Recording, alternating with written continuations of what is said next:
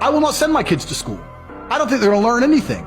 Do you know how many fucking teachers I've seen pissed out of their minds? I'm a teacher, You ain't got shit to teach my kid. You're an idiot, right? I can teach him to fucking do math at home.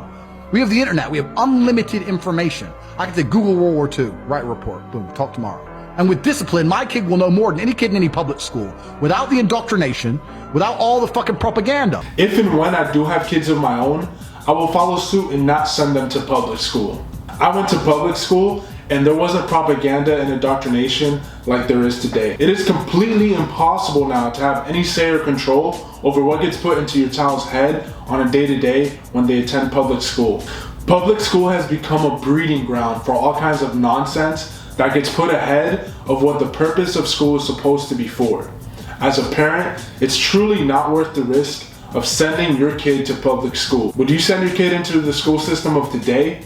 Let me know in the comments. So let me say, you have children, right? Right. You have responsibility for them. No, I have legal authority over my children.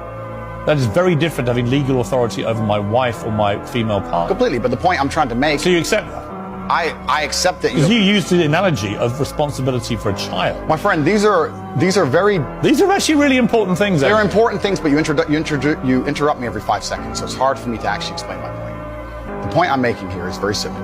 You have children and you're responsible for their safety, so you're going to have authority to say don't go out at night, perhaps because you want them to be safe. I have legal authority. You have a legal authority. Yeah. Legal authority. I'm saying that if I had a woman, and the question where you've raised this soundbite from, I was asked about protecting a woman, making sure she's safe. And I would say I wouldn't want her to go out at night on her own because I'm responsible for her safety. And someone said, well, you don't have authority over her to do that. And I said, well, no, I can't force her to stay inside. But if she were to ask me, how do I protect myself at night? I would say, well, you should stay inside. That's how you should do it. I don't have an issue with what So we agree. No. It's the semantic. I'd really appreciate if someone can explain what the issue is with this. Last time I checked, it was still the man's responsibility to protect his family and wife or partner, and with that responsibility comes a certain amount of authority. It's a two-way street. The man has to be willing to adhere to that responsibility, and the woman has to be willing to accept the level of authority that the responsibility gives to the man. This is an example of how easy it is to make someone look a certain way when they are taken out of context. If any woman has a problem with what being protected by a man entails, then they should simply stay single. Is protection still the man's responsibility? Let me know in the comments. I'm not good at sleeping, but let's say I wake up around 9-ish, but I go to bed usually around 3, 4.